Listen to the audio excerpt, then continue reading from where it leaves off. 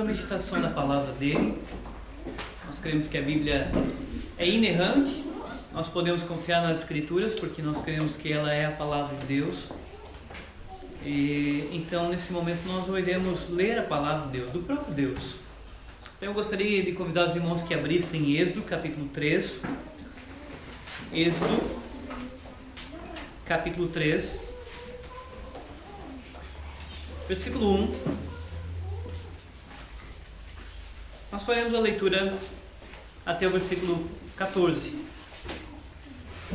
Vamos lá? Êxodo capítulo 3, versículo 1 até o versículo 14. Vamos lá? Na verdade eu começarei a fazer a leitura do versículo 23 do capítulo 2, 23, 24 e 25 e entrarei no capítulo 3. Ok? Então acompanhe a leitura. Decorridos muitos dias, morreu o rei do Egito. Os filhos de Israel gemiam sob a servidão e por causa dela clamaram, e o seu clamor subiu a Deus. Ouvindo Deus o seu gemido, lembrou-se da sua aliança com Abraão, com Isaque e com Jacó, e viu Deus os filhos de Israel e atentou para a sua condição. Apacentava Moisés o rebanho de Jetro, seu sogro, sacerdote de Midian, e, levando o rebanho para o lado ocidental do deserto, chegou ao monte de Deus, a Horebe. Apareceu-lhe o anjo do Senhor numa chama de fogo no meio de uma sarça. Moisés olhou, e eis que a sarça ardia no fogo, e a sarça não se consumia. Então disse consigo mesmo: irei para lá, e verei essa grande maravilha, porque a sarça não se queima. Vendo o Senhor que ele se voltava para ver, Deus, no meio da sarça, o chamou e disse: Moisés, Moisés. Ele respondeu: eis-me aqui.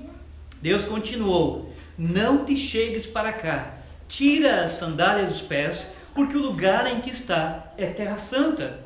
Disse mais: eu sou o Senhor Deus de teu pai, o Deus de Abraão, o Deus de Isaque, o Deus de Jacó. Moisés escondeu o rosto porque temeu olhar para Deus. Disse mais o Senhor: certamente vi a aflição do meu povo que está no Egito e ouvi o seu clamor por causa dos seus exatores. Conheço-lhe o sofrimento. Por isso desci a fim de livrá-lo da mão dos egípcios e para fazê-lo subi-lo daquela terra a uma terra boa e ampla, terra que mana leite e mel, no lugar do cananeu, do Eteu, do Amorreu, do Ferezeu, do Eveu e do Jebuseu. Pois o clamor dos filhos de Israel chegou até mim, e também vejo a opressão com que os egípcios o estão oprimindo. Vem agora e eu te enviarei a Faraó para que tires o meu povo, os filhos de Israel, do Egito. Então disse Moisés a Deus: quem sou eu para ir a Faraó e tirar do Egito os filhos de Israel? Deus lhe respondeu: eu serei contigo, e será o sinal de que eu te enviei. Depois de haveres tirado o povo do Egito, servireis a Deus neste monte. Disse Moisés a Deus: eis que quando eu vier aos filhos de Israel e lhe disser: o Deus de vossos pais me enviou a vós outros, e eles me perguntarem: qual é o seu nome? Que lhes direi? Disse Deus a Moisés: eu sou o que sou. Disse mais: assim dirás aos filhos de Israel: eu sou, me enviou a vós outros. Vamos fazer uma pequena oração? Senhor nosso Deus, nós te agradecemos por esse momento da tua palavra, em que a tua palavra foi lida, e te pedimos a tua bênção para que possamos meditar nela, Pai, para que possamos ouvir e aprender com o Senhor nessa noite, através do teu Santo Espírito que está presente em nós, na tua igreja, Pai. Assim nós oramos e te agradecemos em nome do teu Filho Jesus Cristo. Amém. Meus irmãos, é impressionante como alguns famosos conseguem influenciar as pessoas. E entre esses famosos, principalmente os músicos. Os músicos têm uma influência poderosa nas pessoas. Poderosa. Eles têm influência através da maneira com que eles se vestem, mas eles têm influência principalmente através das músicas deles. Se você for voltar no tempo, alguns anos atrás, quando os Beatles explodiram, as pessoas ficaram extasiadas pelos Beatles. Se você ver alguns vídeos da época dos Beatles, principalmente as mulheres gritavam, quando os Beatles apareciam, e os Beatles explodiram no mundo inteiro. E é interessante que os Beatles foram morrendo, se não me engano só tem um vivo, né? Só um deles vivo ainda. E até hoje as pessoas ouvem as suas músicas, cantam as suas músicas, alguns vão lá e pesquisam a tradução das suas músicas e elas são influenciadas pela música. Beatles, Rolling Stones, você pode ver nos mais antigos. E se você for olhando a história da música, você vai ver tantas bandas, tantos cantores famosos. Mas aqui no Brasil tem um que eu já falei dele algumas vezes, tem um que chama bastante atenção. E eu garanto que todos vocês, só não os pequenininhos, mas quem tem ali, sei lá, de 7 anos para cima já ouviu alguma música desse cantor e já até cantou um pedacinho dessa música desse cantor, que se chama Raul Seixas. Raul Seixas, se eu fosse aqui cantar pedaços das músicas deles, com certeza vocês lembrariam rapidamente de uma delas, ou até mesmo já está tocando na mente de vocês alguma delas. E é interessante como Raul Seixas era um homem inteligente, um homem inteligentíssimo. E se você observar em algumas músicas dele, a criatividade dele e a cultura dele era impressionante como ele escrevia suas músicas. E uma das suas últimas músicas que foram redigidas por ele e também o cantor Marcelo Nova, é uma música pouco conhecida, chamada DDI. DDI significa Descagem Direta Interestelar. Descagem Direta Interestelar. O que é essa descagem direta interestelar? Na música ele canta como se Deus pegasse no céu um orelhão e fizesse uma ligação lá do céu para a Terra.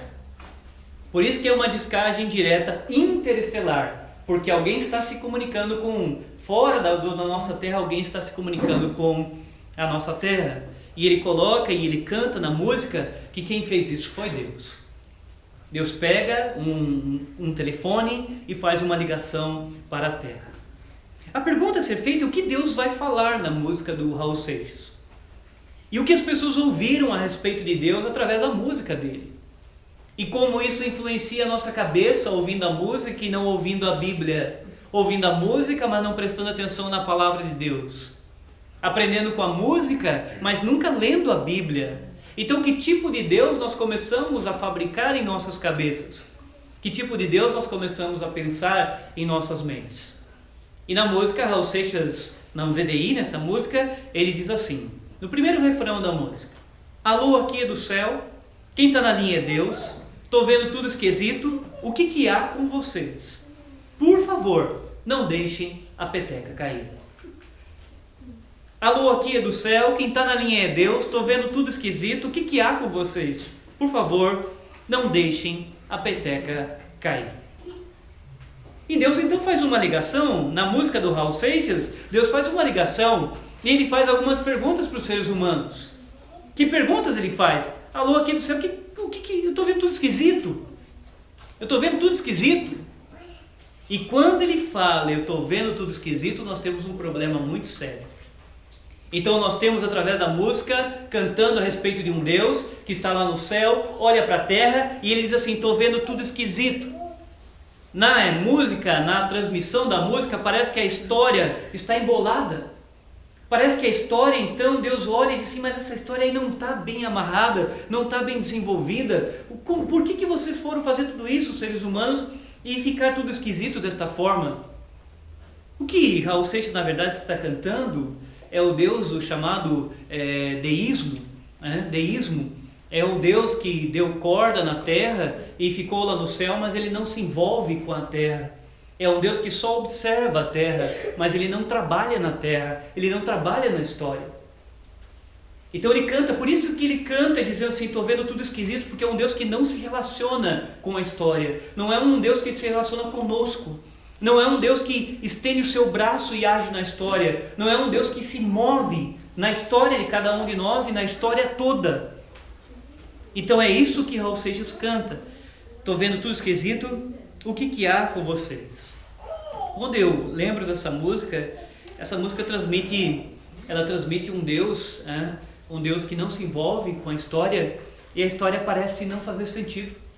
Se tudo está esquisito, Se Deus olha e tudo está esquisito, então como é que a história vai melhorar? Como é que ela vai terminar? Como é que nós, seres humanos, conseguimos fazer com que a história deixe de ser esquisita e seja uma boa história? O que é esquisito? O que não é esquisito? E nós temos muitas perguntas para serem feitas a respeito disso. O certo é que é um Deus que está vendo tudo esquisito. Quando nós olhamos para a Bíblia, quando nós olhamos para a história bíblica, nós não vemos um Deus que fica ligando. Nós vemos um Deus que se envolve na história. Nós vemos um Deus trabalhando na história. Nós vemos um Deus operando na história. Não é um Deus que faz uma ligação lá do alto dos céus para o ser humano atender e responder para ele sobre a terra estar esquisita. Observe o detalhe do versículo 23 a 25 do capítulo 2. Decorridos muitos dias, morreu o rei do Egito. Os filhos de Israel gemiam sob a servidão e por causa dela clamaram, e o seu clamor subiu a Deus. Ouvindo Deus o seu gemido, lembrou-se da sua aliança com Abraão, com Isaque e com Jacó. Isso é repetido no versículo 9. Pois o clamor dos filhos de Israel chegou até mim, e também vejo a opressão com que os egípcios estão oprimindo. Percebam que não é Deus ligando, mas são as pessoas orando.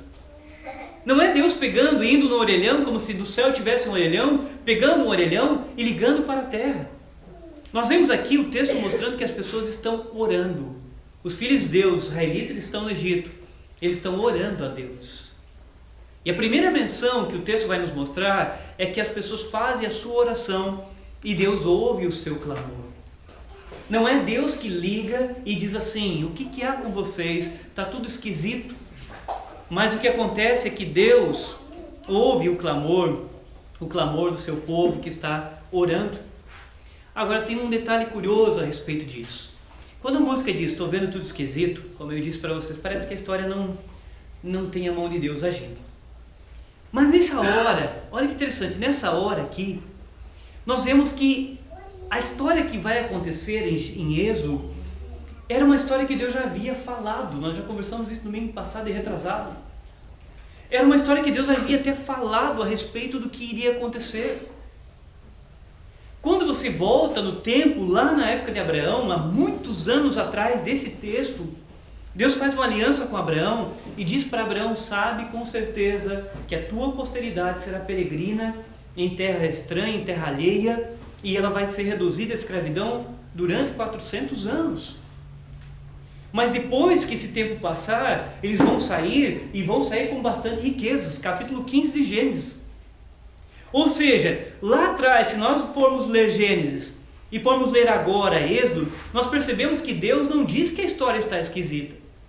Por que Ele não diz que a história está esquisita? Porque Ele está trabalhando na história para cumprir as suas promessas. Ele fez uma promessa a Abraão. Ele diz assim: a tua posteridade. Abraão sequer tinha filhos, mas ele diz que os filhos, a descendência de Abraão, seria escravo no Egito durante 400 anos.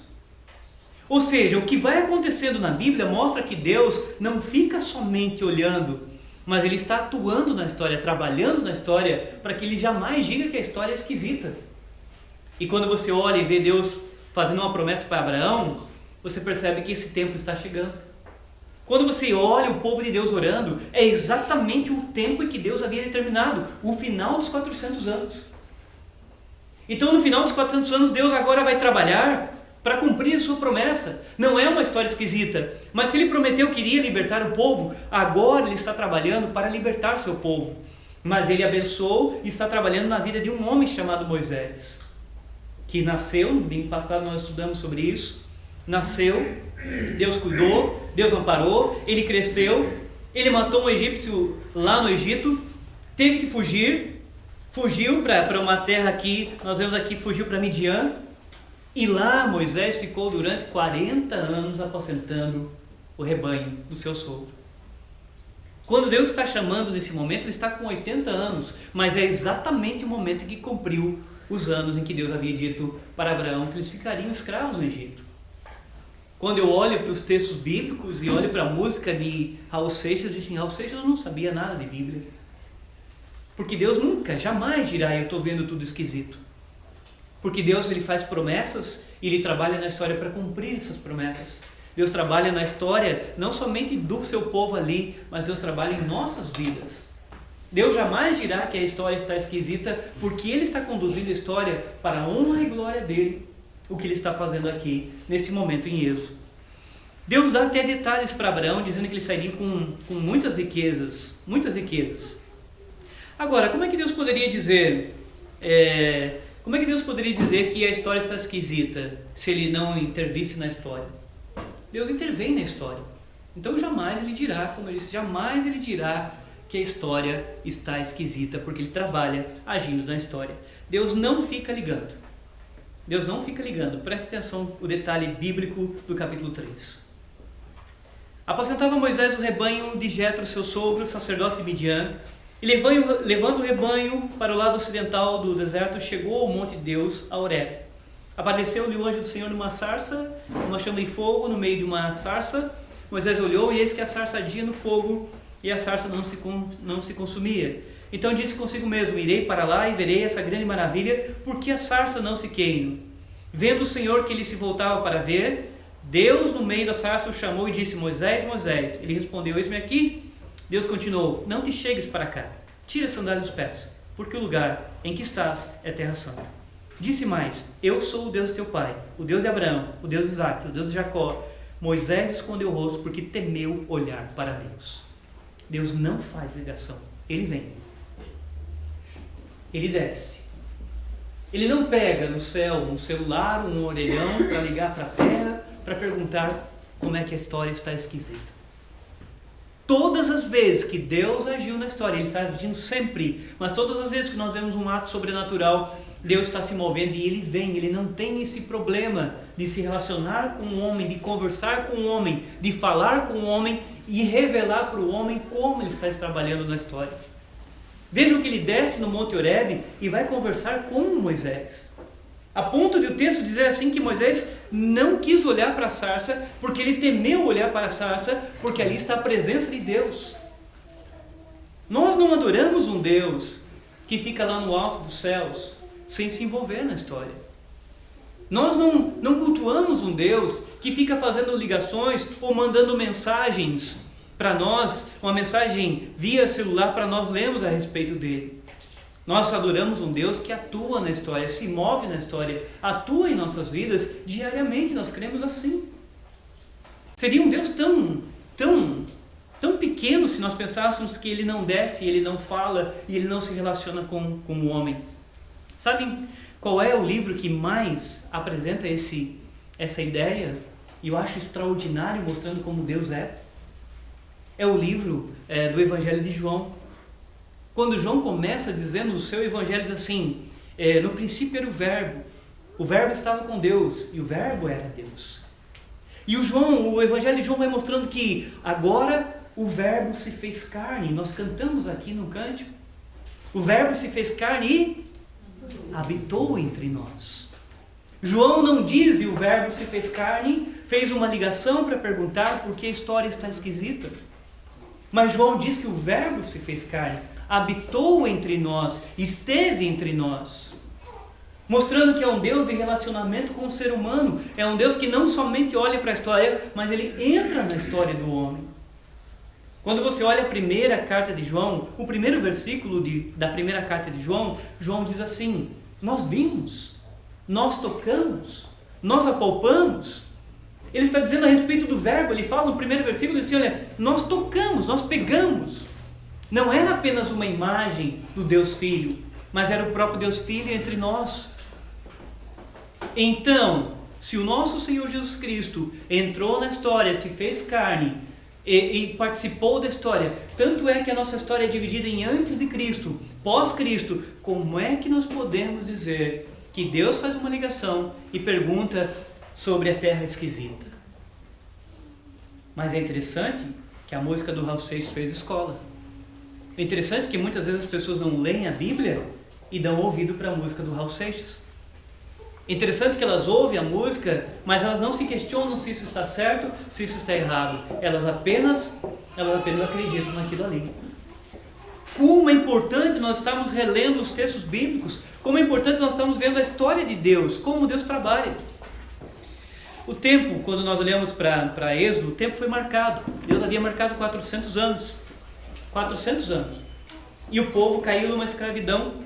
Nós nós meditamos no domingo passado, o faraó se levantando para matar os filhinhos dos israelitas, o faraó oprimindo o povo, torturando o povo. E o que acontece?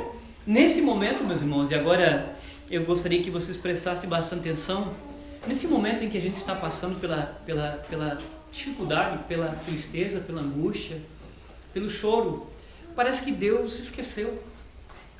Parece que Deus se esqueceu de nós. E você percebe que aquele tempo em que foi se aproximando, que o povo está sendo oprimido, que o povo está sendo ali torturado, que os filhinhos dos israelitas estão sendo mortos, parece que Deus deixou de atuar na história. Parece que Deus silenciou, parece que Ele não está fazendo nada.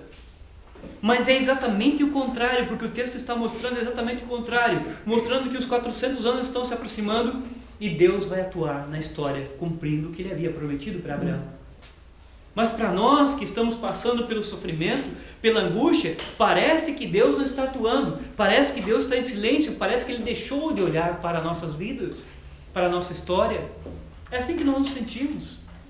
Quando nós mergulhamos naqueles problemas, parece que nós nos sentimos exatamente assim. Deus, onde é que Tu estás? Por que o Senhor não atua? Por que o Senhor não age? Por que o Senhor não faz isso? Por que o Senhor não faz aquilo? E nós começamos a perguntar a respeito disso para Deus. Mas nós não entendemos que Deus, se Ele determinou um tempo para a nossa vida, um tempo para o seu povo, Ele vai agir exatamente naquele tempo. Nenhum minuto a mais, nenhum minuto a menos. Mas a nossa agonia até chegar àquele momento é tão grande, que nós muitas vezes começamos a questionar com Deus se Ele nos esqueceu. Mas Deus não esqueceu. Você observa que Deus havia dito 400 anos para Abraão. E quando os 400 anos estão chegando, Deus está trabalhando para agora enviar o seu libertador, que é Moisés. Deus jamais se esquece do seu povo. O seu povo estava oprimido, o seu povo ora. E Deus agora vai ouvir o seu povo. Eu achei tão interessante que, pensando no texto de Êxodo, há algumas coisas muito curiosas com o nosso Senhor Jesus Cristo. Aqui o povo havia descido para o Egito. Nós lemos aqui no texto de José havia descido com seus irmãos, houve uma fome na terra, e lá eles desceram. E eles ficaram 400 anos. Mas quando eles chegaram, eles não chegaram escravos, eles se tornaram escravos no Egito. Mas o curioso é que eles passam 400 anos, e parece que esses 400 anos Deus vai silenciando. Deus não se move na história, parece que Deus não se move. E se você olhar, no Novo Testamento acontece algo muito semelhante a isso. Porque o último profeta a ser levantado por Deus foi Malaquias. Você pega o último livro do Velho Testamento e lê Malaquias. Então Deus levanta Malaquias profetiza, só que nós falamos que Deus depois entrou num período de silêncio. Deus não levantou mais nenhum profeta depois de Malaquias. Parece que Deus silencia, parece que Deus deixa de agir na história, parece que a história agora vai ficar sem rumo, parece que a história vai ficar esquisita. Mas o que nós percebemos? Passam-se exatamente 400 anos entre Malaquias e o nascimento do nosso Senhor. O libertador é levantado exatamente num período de 400 anos em que o povo fica com o silêncio do Senhor, com o silêncio de Deus. Não quer dizer que Deus não estava atuando, mas Deus estava esperando o tempo certo que Ele havia demarcado na eternidade para agir. Se você observar, Paulo diz assim que o Senhor Jesus Cristo nasceu na plenitude dos tempos. Na plenitude dos tempos. O que Paulo diz é exatamente isso. Sabe quando Jesus nasceu? Exatamente no horário marcado para que Ele nascesse. Mas que esse horário não foi marcado no tempo, foi marcado na eternidade. Ou seja, o nascimento do nosso Senhor não foi atrasado nem adiantado. Ele foi exatamente num tempo perfeito. Mas eu pergunto para vocês, como é que estavam os israelitas quando o Senhor Jesus nasceu? Escravizados. A mesma coisa que o seu povo aqui no Egito. Aqui eles estão sendo escravizados pelos egípcios. Deus vai levantar Moisés. Quando o Senhor Jesus Cristo nasce, o povo israelita está escravizado pelos romanos. Assim como Deus levanta Moisés com milagres e sinais para operar no meio do povo, assim o próprio Filho de Deus, o Deus Filho, habitou entre nós com milagres, prodígios e sinais à semelhança de Moisés. O próprio Moisés fala em Deuteronômio 18, Deus levantará um profeta semelhante a mim, a ele ouvirás. E é Ele, o nosso Senhor Jesus Cristo, Deus Filho, que habitou no tempo certo.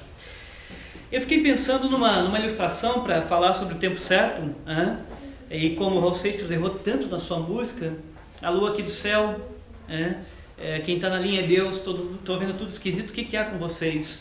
Por favor, não deixem a peteca cair, como se Deus implorasse para que o homem fizesse alguma coisa para a peteca não cair. Mas Deus nos mostra nas Escrituras que Ele está agindo para a peteca não cair. Não somos nós que somos responsáveis pela peteca não cair, mas Deus está trabalhando na sua história para que a sua história seja cumprida. E quando se fala de tempo, para mostrar como a história está tão organizada por Deus, eu pensei numa ampulheta. Uma ampulheta acho que quase todo mundo conhece, aquele relógio antigo, de vidro, que você tem areia nele. Você tem areia nele, numa parte você tem areia e na parte de cima está vazia. E é um dos relógios mais antigos. E Deus diz assim, Deus diz exatamente assim: isso vai acontecer em tal tempo. Na história, Deus faz assim: isso vai acontecer em tal tempo. E Deus vira a ampulheta. E aquela areia começa a cair. Lentamente vai caindo.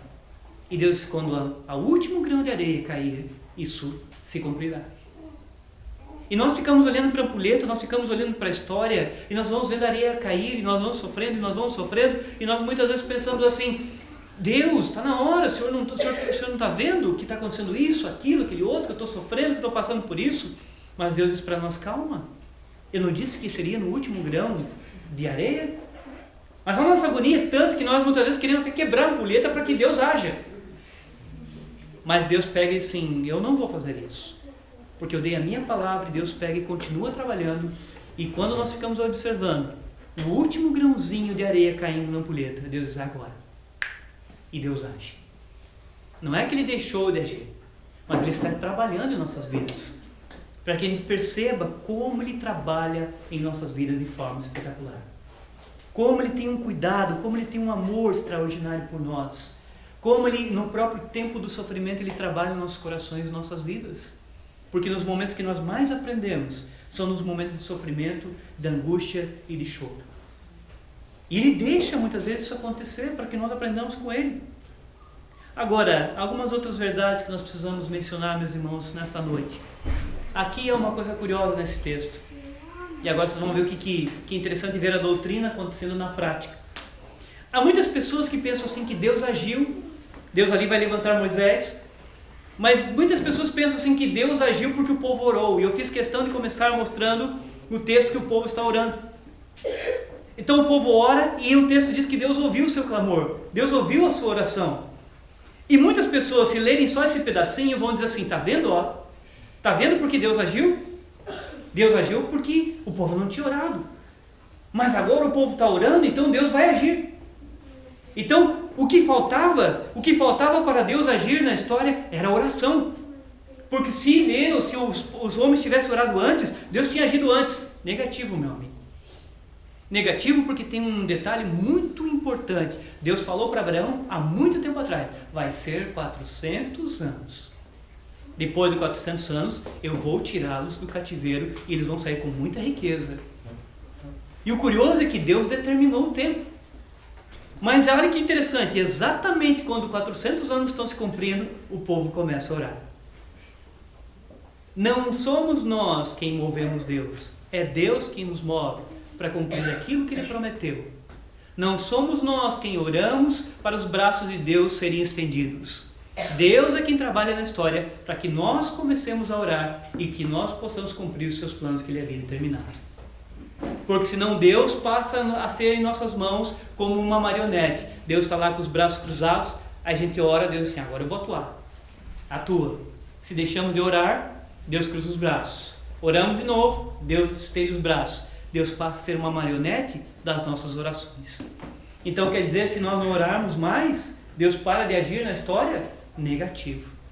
Deus jamais deixa de agir na história. Deus trabalha na história para cumprir a sua história. Deus não é uma marionete.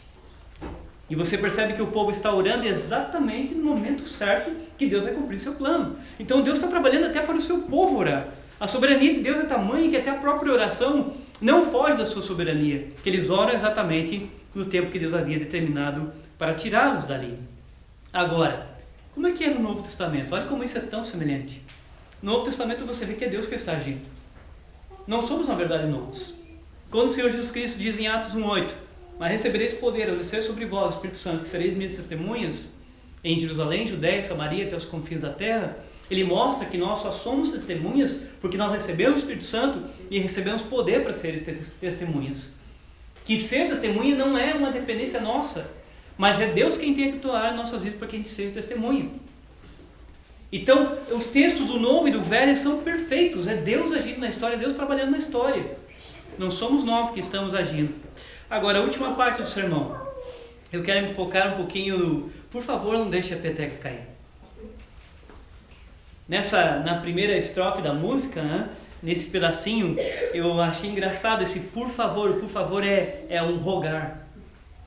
Então Deus do céu, é até uma piada, uma ironia, porque Deus do céu faz uma ligação para os seres humanos, e Deus então diz ali no telefone, por favor, não deixem a peteca cair. Deus passa a responsabilidade da história para quem? Para nós. E aí nós temos um problema muito sério. Vamos imaginar um jogo de petecas. Vamos imaginar um jogo de petecas. Todo mundo creio que conhece uma petequinha, é um negocinho que você bate, tem umas peninhas, né? Quase todos conhecem, quer dizer, os mais novos ultimamente não, isso era mais antigamente, né? A petequinha. Agora imagine dois times jogando peteca. Dois times jogando peteca, uma rede como se fosse uma rede de vôlei, e você tem 6 jogadores do lado de cá, 6 jogadores do lado de lá. Agora imagine o jogo de petecas. Você consegue imaginar o jogo de petecas? Consegue? Eu creio que tem gente que está imaginando. Está imaginando, sabe, alguém pegando a peteca e batendo, o outro pegando assim. Mas nós temos um problema sério, um problema seríssimo na vida. A Bíblia diz que nós, espiritualmente, somos mortos. E você nunca conseguirá imaginar um jogo de petecas com mortos. Porque nem o primeiro lance do jogo conseguiria ser feito. Nem o primeiro saque não poderia ser dado. Nem o primeiro saque. Porque se você tiver 6 jogadores de um lado, 6 jogadores do outro, os 12 estão mortos. O jogo nem começaria se dependesse do homem. Porque a Bíblia diz que nós estamos mortos nos nossos delitos e pecados. Então, se a história precisa ser conduzida pelo homem, nós temos um problema seríssimo. Para onde a história será conduzida? Mas Deus sabendo disso que o homem é morto, ele age na história. Ele vem até o monte onde Moisés está e diz, vem cá, Moisés, vem cá, se aproxima. É hora de nós conversarmos. É hora de eu enviar você ao Egito. É hora de libertar o meu povo. É Ele quem está dando o saque. É Ele quem está dando o primeiro agir. É Ele quem está vindo. Não somos nós quem estamos dando o primeiro saque. Por favor, não deixe a peteca cair. É uma bobagem do Raul Seixas. Esqueça o Raul Seixas.